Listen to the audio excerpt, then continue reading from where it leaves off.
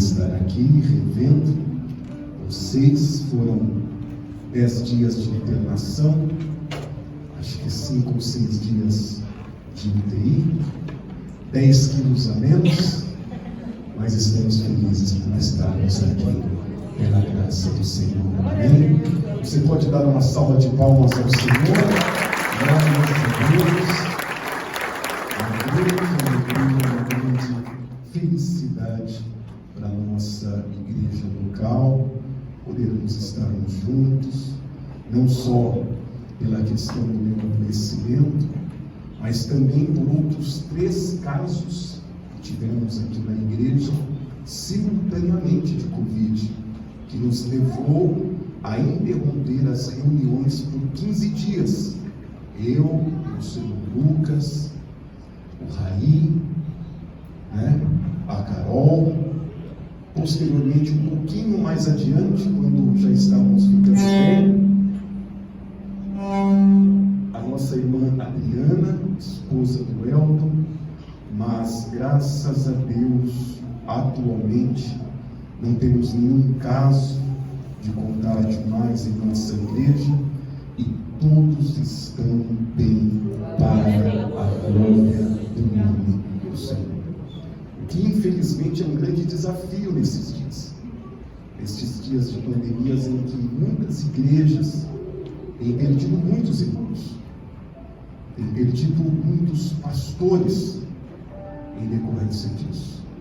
Sermos uma igreja que há mais de um ano atravessando esse difícil momento, tendo mais de uma dezena de irmãos que já contraíram Covid aqui, temos a alegria de não ter nenhum caso grave de falecimento e prosseguimos com os cuidados, com o distanciamento. Meu pedido a você, com respeito às crianças da nossa igreja, não pegue, não toque, a não ser que o pai peça as crianças, e que tenhamos, como sempre tratamos, o respeito por cada família e por cada quadro. Não tenho hipertensão, não tenho diabetes, não tenho nenhuma doença crônica, não faço uso de nenhum medicamento. Tomei a primeira dose da vacina AstraZeneca no dia 7 de abril, como funcionário da Segurança Pública. E mesmo assim, eu sou o caso mais grave da nossa igreja. Eu fui o caso mais grave da delegacia onde eu trabalho. Mais de uma dezena, talvez 15 ou 16 policiais ali já contraíram Covid. E mesmo não possuindo nenhum quadro de fragilidade, de doença crônica, eu fui o caso mais grave da delegacia. Com isso, então, nós pedimos a todos os nossos membros, no trato dos cultos, de que tenhamos o cuidado e o respeito, porque talvez Covid tenha sido menos grave para você, mas pode ser muito grave para o irmão que está ao seu lado e pode levar ao falecimento de alguém.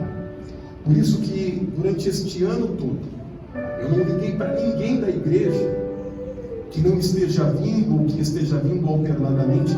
Ninguém nunca recebeu uma ligação minha te convidando a vir aos cultos presenciais. E eu não faço porque eu não posso garantir nada a ninguém. Por isso é importante que mantenhamos este respeito, este cuidado em uma vida de comunidade, o nosso cuidado com as crianças principalmente, respeitando sempre a decisão dos pais, que se pedirem, aí então você pega, se não pedirem, que evitemos estes contatos, porque infelizmente não temos como assegurar nada a ninguém. Alguns passarão muito bem, alguns terão um quadro mais grave, como eu tive, e infelizmente, como já dissemos, alguns entrarão em óbito. Mas que Deus nos guarde, Deus nos proteja, e que tenhamos sempre em nossa igreja o respeito e o cuidado, enquanto, infelizmente, perdurar este período que exige este cuidado. Amém? Nós estamos bem felizes. Eu estou sentado porque justamente emagrecer 10 quilos em 10 dias, evidentemente, organicamente eu sinto ainda um pouco dessa fraqueza. Então, como o próprio pregar exige um pouco mais de esforço, eu optei então por pregar talvez pelos próximos 2 ou 3 domingos. Eu vou fazer no sentado, porque assim estarei mais confortável. Se alguém perguntar e disser: nossa, o seu pastor agora prega igual fulano, igual Beltrano, não, irmão, ele não prega igual fulano e Beltrano, até porque quem prega em banqueta não tem nenhuma boa referência bíblica e nem teológica no Brasil. Infelizmente, aqueles que pregam em banquetas são biblicamente muito ruins. Então, se alguém perguntar, é igual fulano, não, fala, irmão, é Covid mesmo. Não é Covid. É que o pastor pegou Covid, perdeu 10 quilos, ele ainda se sente fraco, por isso que ele prega sentado. Amém? Abra comigo a sua Bíblia, Evangelho segundo João, capítulo 3, versículo 11 a 15. Capítulo 3, versículo 11 a 15. Justamente o ponto que havíamos parado na minha última pregação há 3 domingos atrás. Há 3 semanas atrás. Continuamos então com o sermão expositivo no Evangelho de João, hoje no capítulo 3, 5 versículos, versículos 11 ao versículo 15, como temos feito, pregado o Evangelho de João, versículo por versículo, todos os textos explicados, pregados e ensinados para a nossa edificação. Então, em João, capítulo 3, versículo 11 a 15, diz assim: em verdade te digo, que nós dizemos o que sabemos e testificamos o que temos visto, contudo, não aceitais o nosso testemunho. Se tratando de coisas terrenas, não me credes? Como crereis se vos falar das celestiais? Ora, ninguém subiu ao céu, senão aquele que desceu, a saber, o Filho do Homem que está no céu. E do modo porque Moisés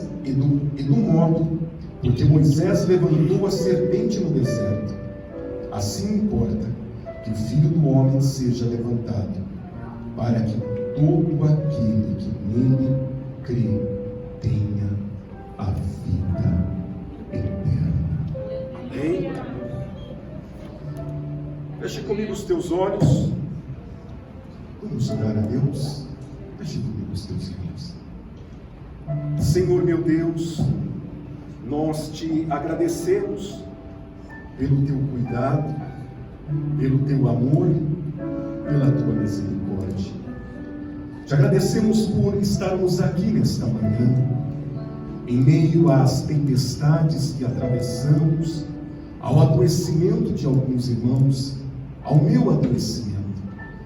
Obrigado por estarmos vivos, saudáveis, por estarmos juntos em comunhão nesta celebração de ceia, para ouvir a tua voz, sermos edificados, fortalecidos e consolados pela tua palavra.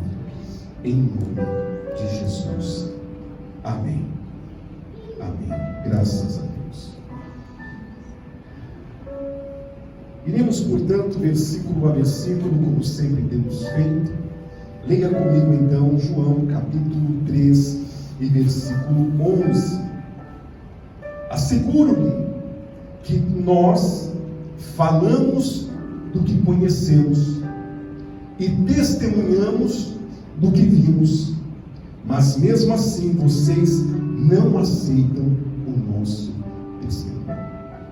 Com isto, Jesus nos convida a amadurecer, a crescer, a compreender o que é Evangelho. Evangelho não é um conjunto de conjecturas pessoais, de achismos, de pensamentos, de entendimentos descolados, desconstruídos, desvirtuados. Jesus nos deixa claro que Evangelho é falar do que se conhece, é testemunhar do que se vê, do que se vive. Era isso que Jesus estava dizendo. Não são conjecturas, não são achismos, sentimentos, pensamentos. Evangelho é falar do que se conhece. Precisamos conhecer o texto sagrado para considerarmos uma pregação. É necessário que o texto sagrado seja ensinado, como disse Jesus. Falamos do que conhecemos, pregamos o que sabemos. Se falamos de profetas, de textos e de mandamentos, falamos daquilo que conhecemos e testemunhamos o que vimos, o que vivemos. E digo isso, irmão, porque nós estamos vivendo, sem dúvida alguma, os difíceis dias da segunda epístola de Timóteo, capítulo 4, versículos 3 a 5. Veja o que a Bíblia Sagrada diz dos últimos dias no que tange ao Evangelho. Pois virá o tempo em que não suportarão a sã doutrina. Pelo contrário, sentindo coceira nos ouvidos, segundo os seus próprios desejos, juntarão mestres para si mesmos. Mestres que não são segundo a Bíblia, mestres que não são segundo as Escrituras, mas mestres frutos do que querem ouvir, das suas emoções, dos seus sentimentos. Me permita dizer isso a você: palavras bonitas não é Evangelho. Frases bonitas que te emocionam não são Evangelho. Você acha que alguém prega melhor do que o próprio Cristo? Você acha que há algum pregador melhor do que o próprio Filho de Deus encarnado em forma de homem? A quem João disse: todas as coisas foram feitas por ele, e sem ele nada do que foi feito se fez. Ninguém pregava melhor do que Cristo. E Cristo, neste versículo que estamos lendo, dirá: mas mesmo assim, vocês não aceitam o nosso testemunho. Vocês não creem em nossas palavras. Sim, é isto que você está lendo em João capítulo 13, versículo 11. Cristo pregando e os homens não crendo. Cristo ensinando e os homens não acreditando. Portanto, Evangelho não são palavras emotivas. Evangelho não são palavras bonitas. Evangelho nos leva ao confronto, à desconstrução, à conversão. Você já parou para pensar? Porque usamos o termo bíblico convertei-vos, converter-se. Converter-se significa mudança de direção. Isso é Evangelho. E não há mudança de direção com palavras emotivas, senão confronto, renúncia, desconstrução, exposição de nossos pecados e de nossas transgressões. Isso é Evangelho. Portanto, o que ouvimos em redes sociais, lemos, assistimos, lembre-se: Evangelho é falar do que se conhece. É necessário conhecimento profundo das Escrituras Sagradas. Falar do que se conhece, um conceito lançado pelo próprio Cristo. É Jesus que está me dizendo isso. É Jesus que está me dizendo: Adriano, pregação é falar do que se conhece. Tem que conhecer a Sagrada Escritura, tem que compreendê-la, corretamente interpretá-la, corretamente lê-la. E não só conhecimento, mas viver o que se conhece, testemunhar o que se vive, vivenciar o que se ensina. Nisto consiste o Evangelho. E Jesus então dizia, e mesmo fazendo isso, mesmo falando do que se conhece e testemunhando do que se vê, vós não credes, não acreditam nas minhas palavras, e não acreditam por tempos trabalhosos profetizados por Paulo a Timóteo, dias em que não suportarão a sã doutrina, não suportarão ouvir que os seus pecados o conduzirão ao inferno, de que estão mortos em seus pecados e transgressões, até que a luz do Cristo brilhe. E por isso, como que coceira nos ouvidos, criarão e elegerão os seus próprios mestres. Eles se recusarão, versículo 4, a dar ouvidos à verdade. Se recusarão a dar ouvidos à verdade, voltando-se para mitos, contos, histórias com E não H, histórias, fábulas, invencionices, diálogos que não existem na Bíblia, conversas que nunca houve entre personagens bíblicos, invencionices, porque se negam a ouvir a verdade. Um dia eu tive um grande desprazer em uma igreja de ouvir por mais de 1 hora um pregador em Ezequiel capítulo 1 narrando um diálogo entre o profeta Ezequiel e o anjo, e ele faz uma pregação de 1 hora. Acontece um pequeno detalhe: não há nenhum registro de diálogo entre o anjo e Ezequiel. E a igreja glorificava. E eu estava em uma igreja, em uma grande igreja, só no púlpito talvez eram uns 30 ou 40 pastores, e um pastor mandou um bilhete para mim dizendo: ele está louco? Colocou 3 pontos de interrogação. Para saber que eu não estava louco sozinho, a esposa do pastor presidente olhou para mim e fez assim com a cabeça. Ela sentada lá no banco das irmãs, ela olhou para mim no púlpito e fez assim com a cabeça. Mas a igreja glorificava, adorava. E eu cheguei em casa e falei: Natália, foi um pesadelo para mim esse culto, porque eu achei que eu estivesse no meio de gente louca. Não existe este diálogo. Nenhuma daquelas palavras que foram ditas existem na Bíblia Sagrada.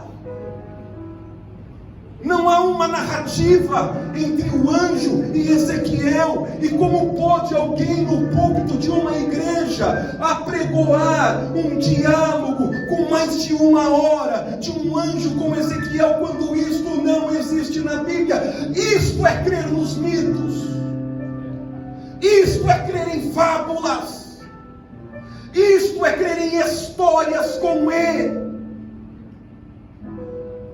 E não podemos ser esta igreja, e não queremos e não seremos esta igreja.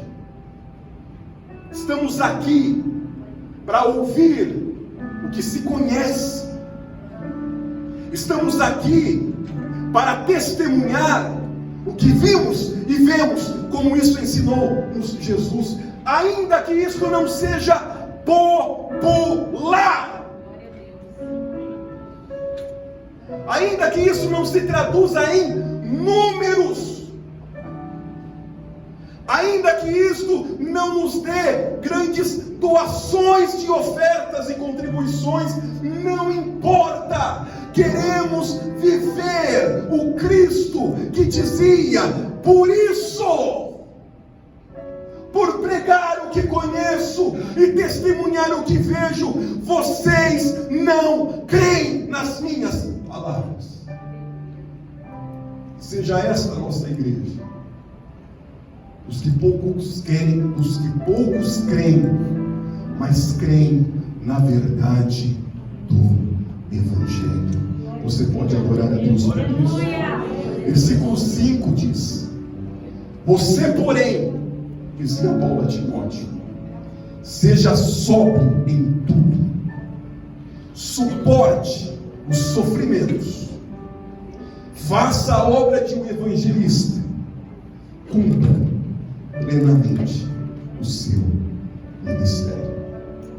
Paulo estava dizendo: Timóteo, não é fácil a vida daquele que prega o evangelho. Suporte o sofrimento, mantenha-se equilibrado, sóbrio, centrado na palavra, cumpra o teu ministério, e que este seja o desejo para a nossa igreja nesta manhã: ouvirmos a verdade do Evangelho, não palavras bonitas, emotivas, sentimentalismos. Queremos Bíblia Sagrada. E lembre-se disso: o Cristo pregando o Evangelho não era crido. Coitado do pastor Adriano. Nós estamos aqui para seguir a Jesus, porque a todo aquele que Deus quiser trazer a este lugar, Deus trará, Deus iluminará, Deus resplandecerá a tua luz, e por isso somos igreja para a glória de Deus Pai. Versículo 12, João capítulo 13, versículo 12: eu lhes falei de coisas terrenas, e vocês não creram. Como crerão se lhes falar as coisas celestiais? Que coisas terrenas eram estas a que Jesus se referia? Ao que ele pregava, a simplicidade do que se ensinava, a simplicidade de um semeador que está para semear, a simplicidade de um pastor que cuida das suas ovelhas, a simplicidade de uma dracma perdida, de um tesouro escondido, a simplicidade da história de um filho pródigo, ou a história de um bom samaritano que acolhe um homem à beira do caminho, a simplicidade da adoração de um publicano, a simplicidade da soberba de um fariseu. Era disto que Jesus dizia: eu vos tenho falado de coisas terrenas, da vida de um semeador, de um pastor de ovelhas, de um bom samaritano, e mesmo assim não credes. Como eu posso lhes falar de coisas celestiais? E esta é uma pergunta que se estende a mim e a você. Até que ponto entendemos as coisas terrenas faladas por Jesus? Até que ponto uma parábola de um semeador é verdade na sua vida? Até que ponto você consegue crer numa parábola de uma ovelha perdida, de um filho pródigo ou de uma dracma que se perdeu? Até que ponto você consegue ter a persistência de uma viúva diante de um juiz ímpio, iníquo? Até que ponto você consegue viver a simplicidade da vida e não cair na tentação de celeiros cheios? cuja voz bradará à noite: louco, hoje pedirão a tua alma, e o que tens para quem será? Até que ponto conseguimos entender estas coisas terrenas a que Jesus falava? Até que ponto conseguimos ver a beleza do Evangelho como de um tesouro escondido em um campo, em que um homem, podendo ver a riqueza do que ali está, vai, vende tudo que tem e compra aquele campo, porque ali há um tesouro inesgotável, inefável, indescritível, que só podem ver aqueles que foram iluminados pelo Espírito. E hoje Jesus pergunta a mim e a você: se você não entende as coisas terrenas, como eu poderei te falar das coisas celestiais? Há muita gente orando e dizendo: Deus, dá-me um sinal. Deus, eu gostaria de uma experiência sobrenatural. Deus está falando com você. Como lhe dar algo sobrenatural? Como lhe proporcionar coisas celestiais, se você ainda não crê nas coisas terrenas que Ele ensinou?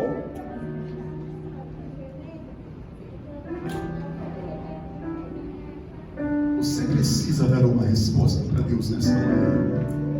Porque a Bíblia precisa ser uma verdade na tua vida. A Bíblia precisa conduzir os seus valores, os seus sentimentos, as suas concepções, sonhos precisam estar impregnadas da Sagrada Escritura. Só assim Deus poderá compartilhar com você de coisas celestiais. Há, portanto, uma dupla incredulidade: a incredulidade na palavra, a incredulidade na simplicidade do Evangelho. E é por isso que no versículo 13, Jesus invocará sua autoridade espiritual ao dizer: ninguém jamais subiu ao céu, a não ser aquele que veio do céu, o Filho do Homem. Sabe o que isso significa? Ninguém conhece o céu além de mim. Ninguém sabe o que acontece no céu além de mim. Era isso que Jesus estava dizendo. Vocês precisam crer nas minhas palavras, porque só eu sei o que há depois da morte. Vocês precisam crer no que eu ensino, porque só eu sei o que há no céu. Só eu sei o que ocorre quando um homem é sepultado, o que acontece com a sua alma. E é por isso que vocês precisam crer, porque ninguém jamais subiu ao céu, a não ser aquele que veio do céu, o Filho do Homem. Evangelho não é conjectura. Não tem espaço para eu creio assim, eu penso assim, eu acho assim, eu entendo assim. Jesus está dizendo: creia no que eu digo, da forma que eu digo, da maneira que eu digo, do jeito que eu disser, porque ninguém subiu ao céu além de mim. Ninguém a conhece após morte, ou pós-morte além de mim. Então creiam no que eu estou dizendo e acreditem nas minhas palavras. É o que Jesus dizia aos homens naquele tempo. É o que precisamos ouvir hoje em nossas igrejas, onde pessoas pensam saber tanta coisa. Diariamente morriam pessoas onde eu estava internado. Ao pai de uma amiga nossa de trabalho, que já veio aqui na igreja, chamada Mariana, que morreu na semana que eu estava internado. A minha prima, Patrícia, 3 anos mais jovem do que eu, morreu de Covid quando eu estava internado. E então, irmão, para onde vai o teu dinheiro quando isso acontecer? Com a tua família, dentro da tua casa. E aí os teus diplomas e o que você sabe, para onde vai? Será que aquelas pessoas que morreram e continuam morrendo, eu subi da UTI para que um médico, um psiquiatra que estava doente, descesse para o meu leito, que também morreu? E o que você faz então? Pede os seus títulos, apresenta a tua conta bancária, o documento do seu carro. Jesus está lhe dizendo: creia no que eu digo, acredite no que eu te ensino, porque só eu desci do céu, só eu sei o que acontece depois.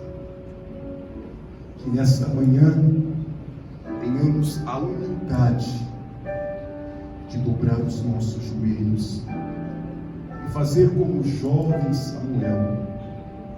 Fala, Senhor, fala, que o teu servo ouve. Segundo 1 Coríntios 2:14 diz assim: quem não tem o Espírito com letra maiúscula, referindo-se ao Espírito Santo, quem não tem o Espírito Santo não aceita as coisas que vêm do Espírito de Deus. Entende? Só aceita as coisas de Deus quem tem o Espírito de Deus. É por isso que amigos do trabalho não aceitam. É por isso que vizinho não aceita. É por isso que familiares não aceitam. É por isso, às vezes, que dentro da própria casa há pessoas que não aceitam. Vou ler de novo para você. Quem não tem o Espírito não aceita as coisas que vêm do Espírito de Deus. É dura esta palavra, duríssima, mas é a verdade do Evangelho. Há milhares de homens e mulheres, nos tempos de Jesus, nos séculos posteriores, nos dias atuais, que não aceitavam. E Deus diz: eles não aceitam, porque o Espírito Santo não opera sobre as suas vidas. Continuando lendo o versículo: pois lhes são loucura, não aceitam o que o Espírito Santo diz, e não somente não aceita, mas acha loucura o que Deus diz, e não é capaz de entendê-las, porque elas são entendidas, discernidas, compreendidas espiritualmente. Pregamos a todos, evangelizamos a todos, falamos de Cristo a todos, mas plenamente seguros e conscientes que parte deste público que nos ouvirá serão incapazes de entender o Evangelho. Pregamos a todos, todos os domingos, ensinando, pregando, falando do Evangelho, mas plenamente conscientes de que para alguns o que ensinamos é loucura.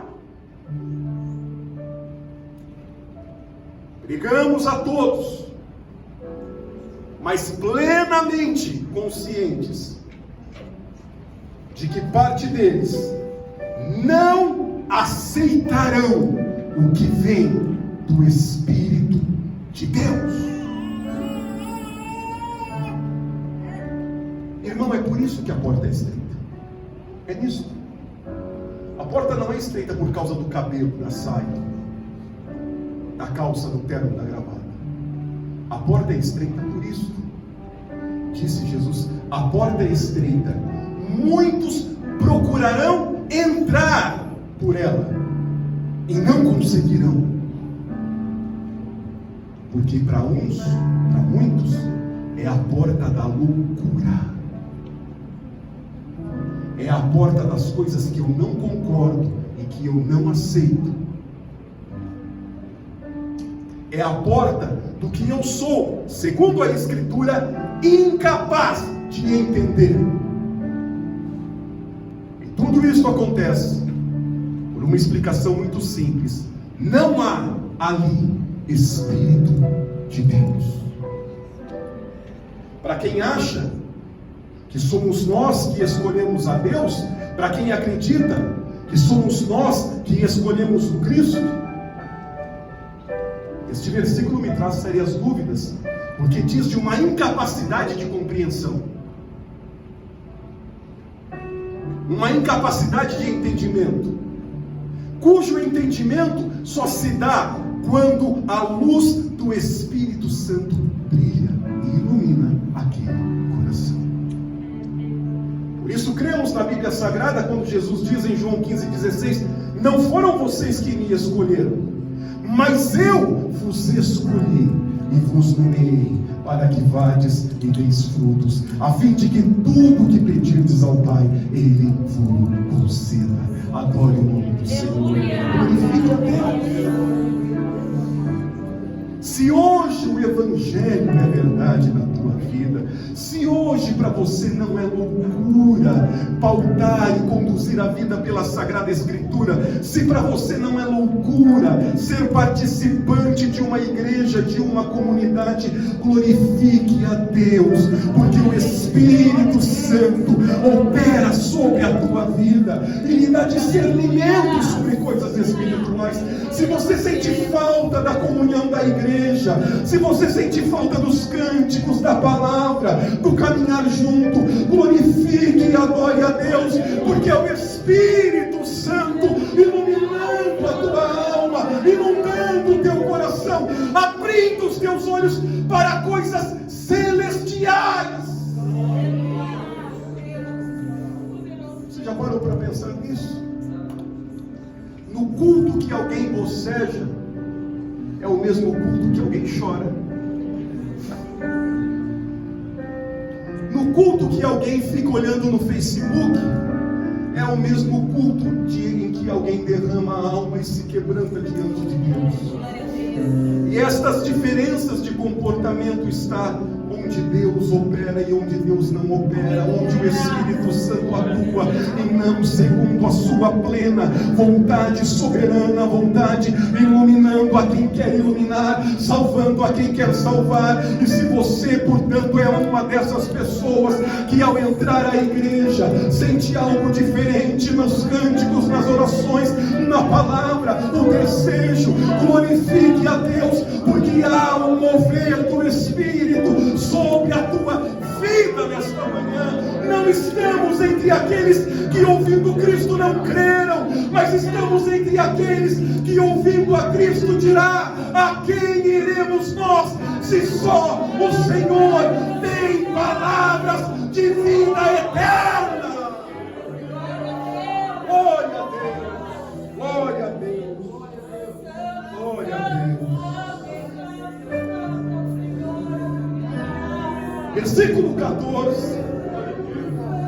Da mesma forma como Moisés levantou a serpente do deserto, assim também é necessário que o Filho do Homem seja levantado.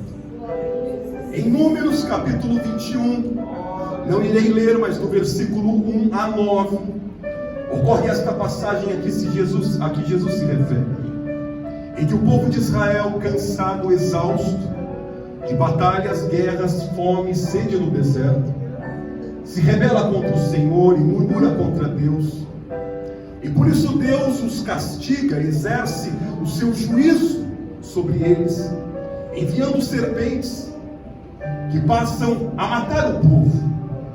Moisés então clama a Deus por Israel, por seu pecado, por sua infidelidade, pelo juízo de Deus. E Deus ordena então a Moisés que fizesse uma serpente de metal e levantasse no acampamento esta serpente. E todo aquele que, sendo picado, olhasse para essa serpente, seria curado e estaria salvo. Jesus vem agora e lança a mão desta passagem do livro de Números e faz em si uma comparação, dizendo: da mesma forma como Moisés levantou a serpente no deserto, assim também é necessário que o Filho do Homem seja levantado.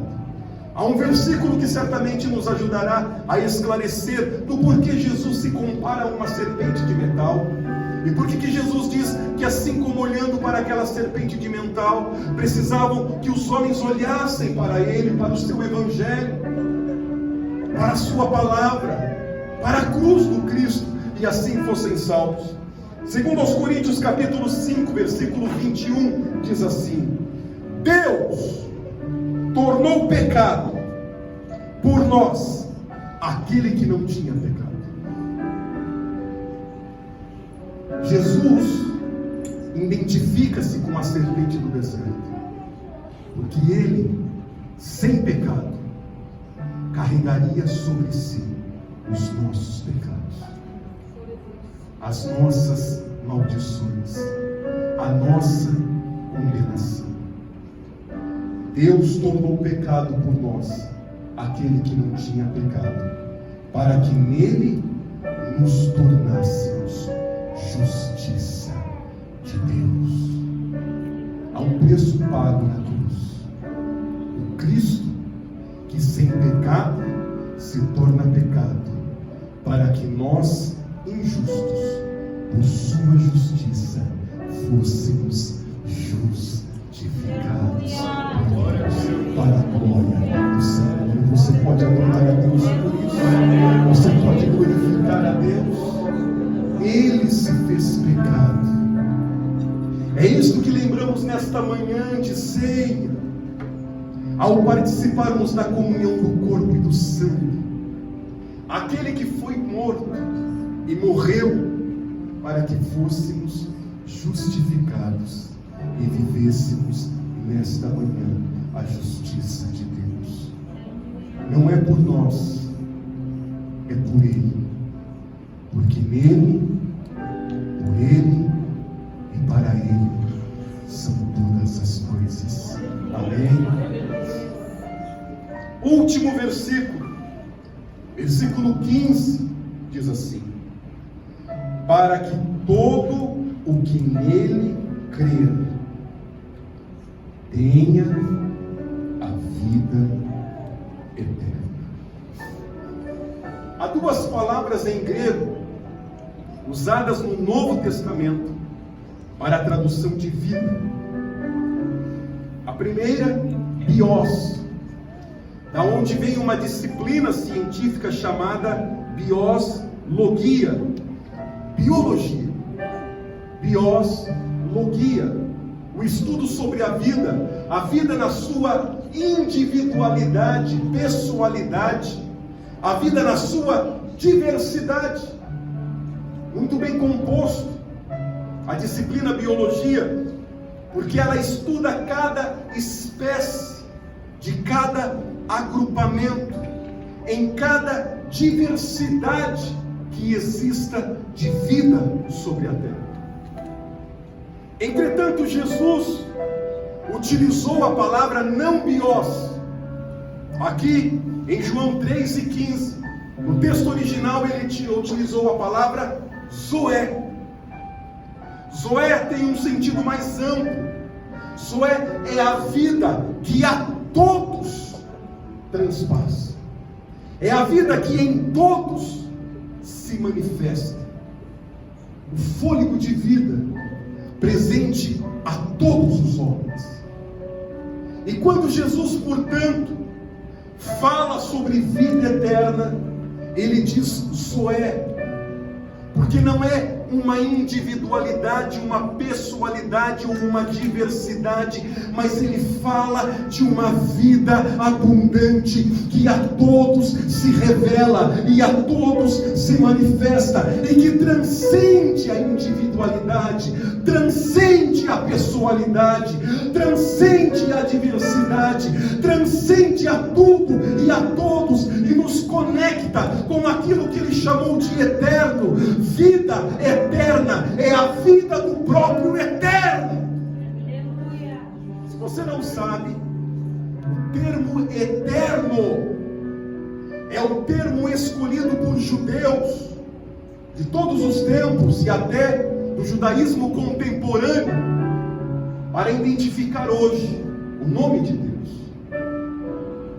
O nome de Deus, que não deveria ser tomado em vão, é substituído dentro do judaísmo pelo eterno. Há uma Bíblia Sagrada que segue esta tradução e esta escolha pelo eterno, que é a Bíblia de tradução contemporânea da Editora Vida. Lá, o Salmo 23 será: o eterno é o meu pastor e nada me faltará. Há, portanto, em toda a tradição da construção do cristianismo ao longo desses 2000 anos, há um significado especial do eterno, não só como eternidade, mas do eterno como a pessoalidade do próprio Deus manifestada. A vida eterna é a vida do eterno, é viver hoje o eterno, para que todo aquele que nele crê viva como eterno, viva a vida do eterno, a vida eterna que não começa na morte, mas se estende no pós-morte, porque vida eterna, viver como eterno, começa hoje, agora, neste exato momento. Me permita avançar um pouco com você nisso. Biblicamente, você não tem vida, irmão. Efésios 2, lê em casa depois. Efésios 2, versículos 1, 2 e 3. Você está morto em seus pecados. É o cumprimento do juízo de Deus sobre Adão e Eva. Deus não estava brincando quando disse: o dia em que comerdes do fruto desta árvore, certamente o quê? Morrerás. Não era uma brincadeira. Deus estava falando muito sério naquele momento. O dia em que comerdes do fruto desta árvore,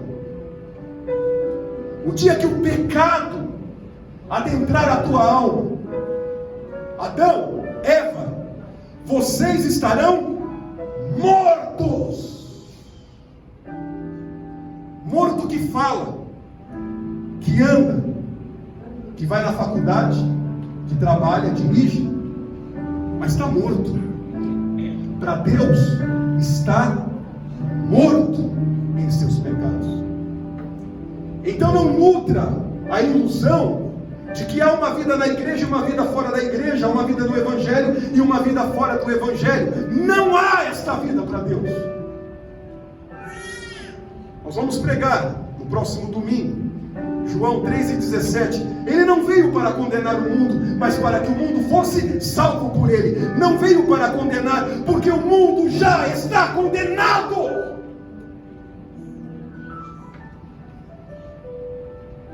Por isso que João dirá: Cristo não veio condenar, mas veio salvar.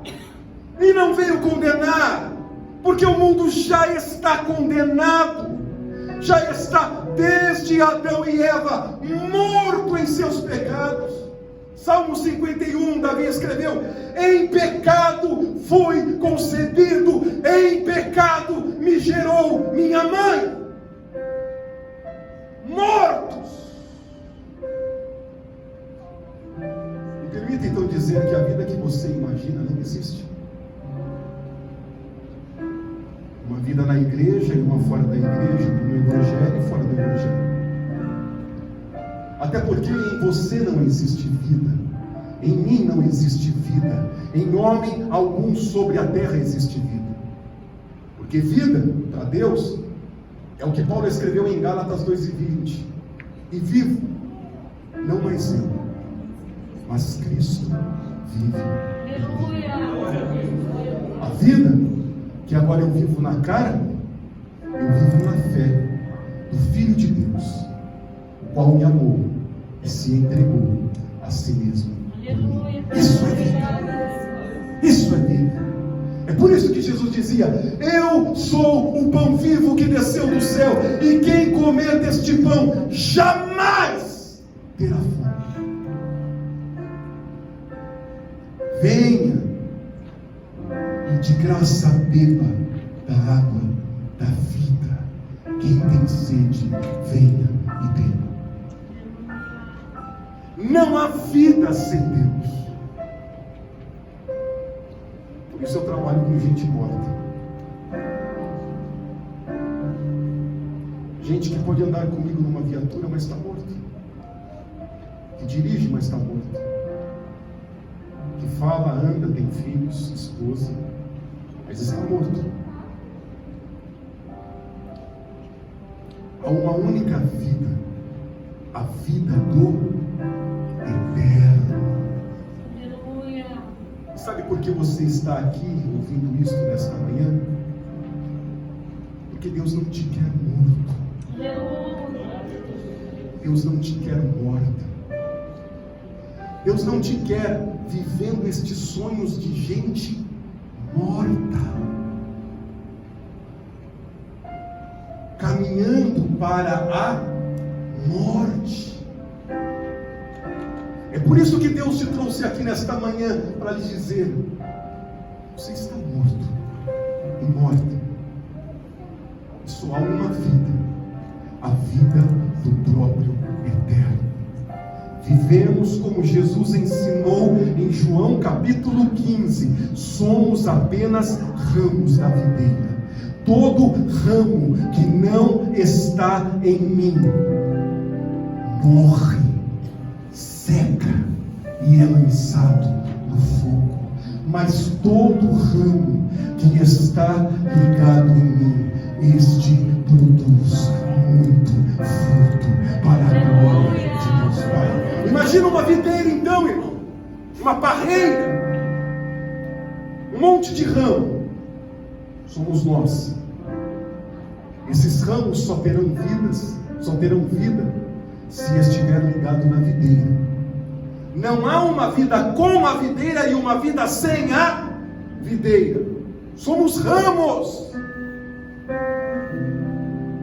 Se em qualquer barreira da face da terra cortar o ramo, esse ramo seca, morre.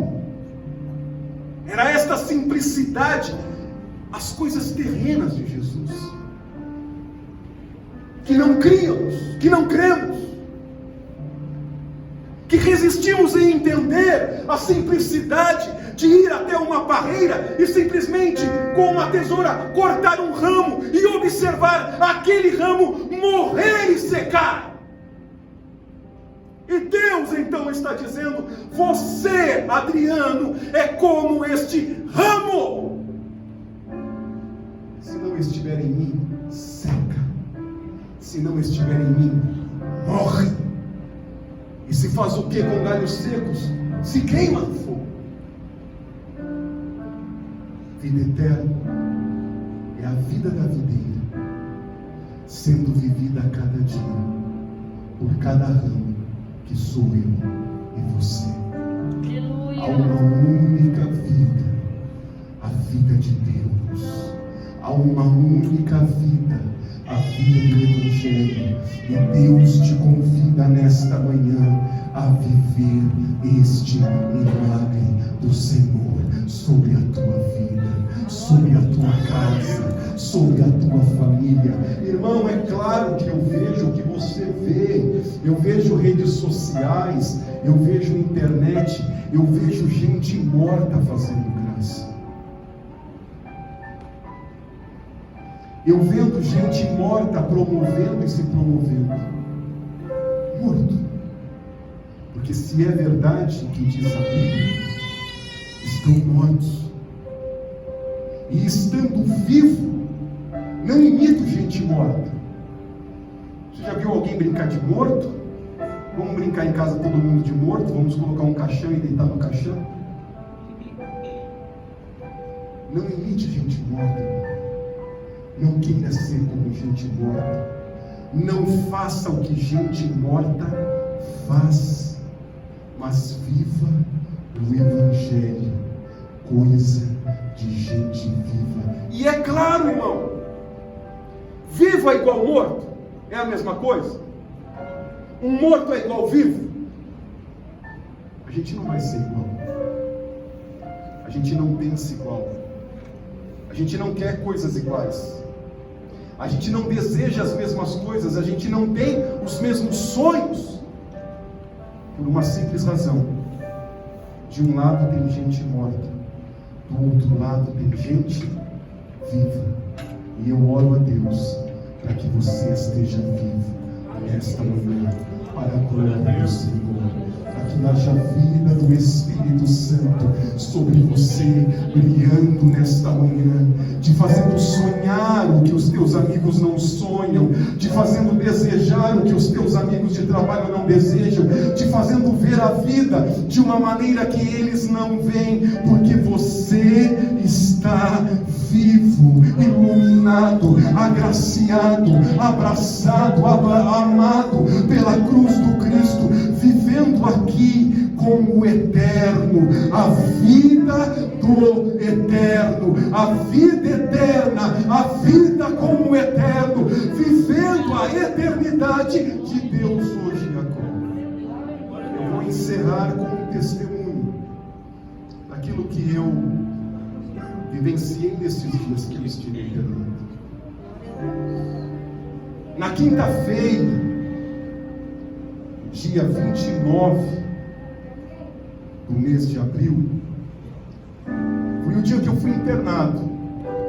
Eu estava há 7 dias com sintomas, há 3 dias testado positivo, sendo medicado, porém em casa. Mas no 3º dia, sendo medicado em casa, em razão da minha baixa saturação, eu fui internado na quinta-feira. Na sexta-feira, dia 30, era o dia que a Isabela estava nascendo. E era o dia em que eu seria transferido para a UTI no final da tarde. Mas na quinta-feira foi o dia em que eu percebi a gravidade do que estava acontecendo. De que talvez aquele caminho não fosse ter um final feliz. Eu estava sozinho num quarto, esperando a transferência, que se deu no dia seguinte.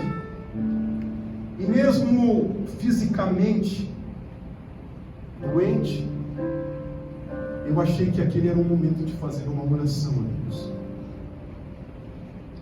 Uma oração por aquilo que viria. Eu não sei se agravaria o meu quadro, eu não sei se haveria em algum momento um estado de inconsciência, e por isso aquele era um momento em que, ainda consciente, eu precisava falar com Deus. Então, no quarto daquele hospital, sozinho, eu comecei a orar, a pedir perdão pelos meus pecados, a dizer a Deus o quanto eu gostaria de fazer mais, mas ao mesmo tempo o quanto eu confiava e cria de que a vontade dele fosse a melhor vontade. Eu não fiz uma oração para ser curado. Eu fiz uma oração de entrega, de rendição. Em nenhum momento nesta oração de quinta-feira eu disse: Senhor, me cura. Mas eu achei que naquele momento a minha oração deveria ser uma oração de rendição, de entrega, de obediência ao propósito de Deus, seja ele qual fosse o propósito. E no momento em que eu orava, eu vivenciei o que eu chamo estado de graça. Um momento em que o quarto muda, o ar muda, tudo muda. E eu me senti fortemente, vigorosamente abraçado pelo Espírito. Eu estava com uma máscara de oxigênio e eu tinha que coordenar o meu choro e a minha respiração simultaneamente, porque eu comecei a chorar no momento em que eu senti aquele forte abraço. E em nenhum momento Deus me falou absolutamente nada audivelmente, mas eu pude ouvi-lo afetivamente. Aquele abraço tão forte, tão vigoroso, eu em segundos consegui entender que não importa o que aconteça, você sempre estará nos meus braços. Foi isso que Deus me disse. Não disse que eu seria curado, não disse que eu veria a Isabela, retornaria para a minha casa, veria o meu filho. Ele só me fez entender que não importa o que acontecesse, há sempre um lugar nos braços dele. E aquilo me consolou todos os dias.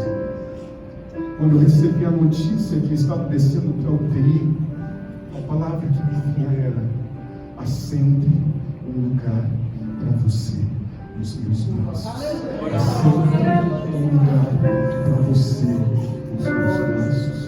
Os dias que viriam posteriormente da UTI, em que cogitaram no sábado, dia 1º, a Marcela era o nosso contato com o hospital, e o médico ligou para a Marcela avisar os familiares que se não houvesse um quadro de melhora nos momentos e nos dias seguintes, eles precisariam ir entubar. Mesmo não sabendo dessa gravidade, desconfiando só dias depois, quando eu peguei o celular novamente, e eu vi que a Marcela fez alusão à ventilação mecânica. Oremos para que não haja necessário. Foi ali que eu percebi que havia algo de muito grave. Naquele sábado, quando a mensagem foi postada, mas isso já era talvez quarta-feira, quando eu tive acesso ao celular. Então algumas pessoas me perguntaram: pastor, como ficou o seu coração? E o meu coração ficou com essa palavra: que não importa o que acontecesse, eu estaria sempre nos braços do Pai. Isso é vida eterna. Você pode glorificar. Isso é vida eterna. É saber que não importa o que aconteça, o eterno sempre estará com você. É saber que não importa o que ocorra, a vida do eterno sempre estará com você. E é evidente que eu saio desta enfermidade fortalecido, abençoado, consolado, edificado, por ter experimentado uma certeza de Deus. E uma certeza que agora eu carrego por toda a vida. Não importa o que aconteça, sempre haverá lugar nos meus braços para você. Você pode glorificar a Deus. E eu digo desse testemunho que me consolou e que me tranquilizou. A Marcela sabe, o meu filho sabe, a minha esposa sabe. Em nenhum momento eu liguei do hospital desesperado para eles. Em nenhum momento eu liguei para eles dizendo: me socorre, me ajuda. Em nenhum momento, irmão. Porque para mim isso foi uma verdade. Isso foi uma verdade. De que não importa o que acontecesse, eu eu estava nos braços de Deus. E Deus quer compartilhar essa palavra com você nessa manhã. É por isso que eu estou vivo hoje, pregando aqui, para lhe dizer: há lugar nos braços do Pai para você. E não importa o que você passe, não importa o que aconteça, quantas portas se fechem, que você adoeça, não importa, há lugar nos braços de Deus para você, há lugar no eterno para você. E por isso eu te convido a adorar ao Senhor nesta manhã. Vamos nos colocar em pé, nós vamos orar a este Deus que nos acolhe, este Deus que nos abraça no tempo de necessidade, no tempo de tempestade, na incerteza da vida. Volto a repetir, nunca Deus me disse que me curaria. Em nenhum momento Deus me disse que eu voltaria. Ele apenas me disse: a única coisa que eu precisava ouvir é de que eu sempre estaria nos braços de Deus. E que isto motive a tua fé nesta manhã, motive o teu coração nesta manhã. Não importa o que aconteça, esteja nos braços de Deus, esteja nos braços do Pai. Diga: Senhor, eu me entrego ao teu propósito, eu me entrego à tua vontade, eu me entrego ao teu mover, ao teu derramar, ao que o Senhor tenha para mim, para a minha família. Ainda que em meio à tempestade, ainda que em meio à necessidade ou à enfermidade, eu me rendo aos teus pés, eu me lanço nos teus braços e diga a Ele: abraça-me, Senhor, nesta manhã, abraça-me nesta manhã, trazendo paz à minha alma, rendição ao meu coração, obediência ao teu evangelho e ao teu propósito e à tua vontade, Senhor, porque ela